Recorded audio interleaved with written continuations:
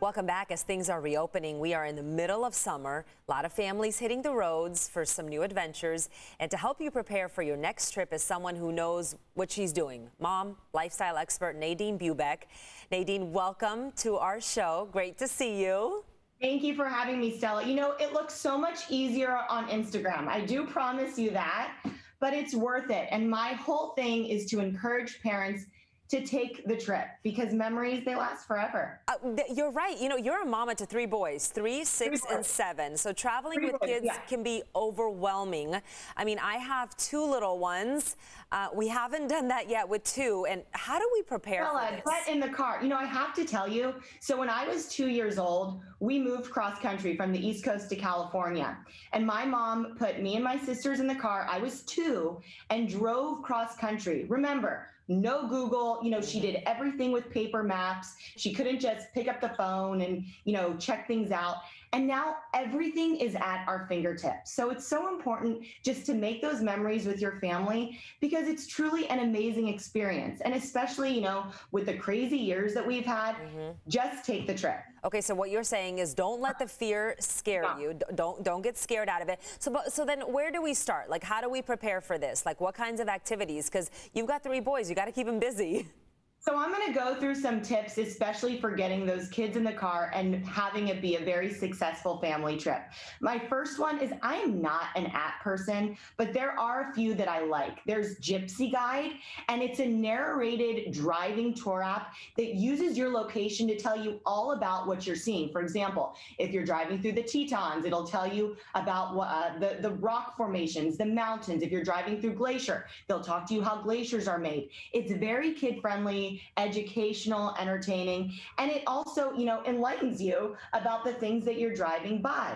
I also turn to apps like Spotify because you know, I didn't really know this, but there are tons of podcasts for kids, and they have books for kids. Like some of my son loves those Magic Treehouse books. They have the chapter books on Spotify for free.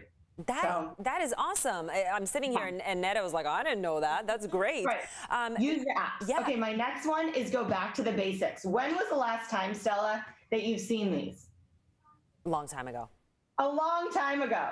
$5 literally at the grocery store, Mad Libs, crossword puzzles, word searches. You know, especially for the Mad Libs, you know, it's going over all your grammar and your adjectives and your nouns. But you know what? Make the car ride fun. I love Table Topics. It's this little box for $20 and it has over 200 cards inside that give you ideas of things to talk about. For example, is it more fun to be a parent or a child? What's your favorite family tradition? Would you rather live, I'm reading on the back, would you rather live for a week in the past or in the future? So it gets the whole car ride talking. Because, you know, honestly, I'm a little bit anti-tech. I don't throw my kids in front of the iPad unless if I really have to. You know, I play different kinds of music and genres. This is a lap desk, okay? You know, we've used these, you know, with the pad on the back. You can buy them super duper cheap. You know, I found this whiteboard sticker off Amazon, and I cut it out to put it right on top so they can practice their writing in the back. They could use this as a tabletop to eat their snacks.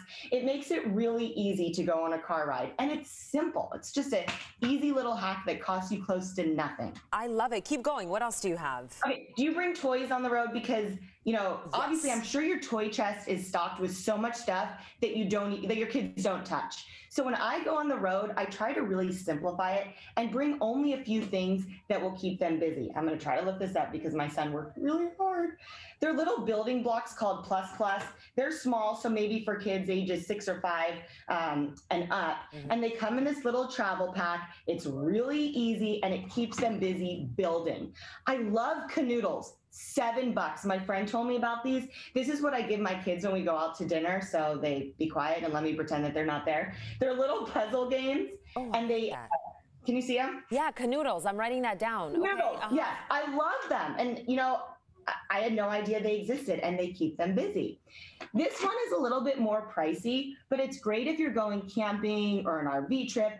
Cinemood, it turns any flat surface into a theater. This little tiny box right here, it comes stocked with Disney shows, YouTube, Netflix, and you project it onto the wall and it's huge. It's a great... This is great stuff. I'm sorry, I don't mean to cut you off, but we're running out of time. We've got 20 seconds. Don't run out of time yet. Okay, go fast. Oh, no, literally, we're going to break. NadineBubeck.com. For kids.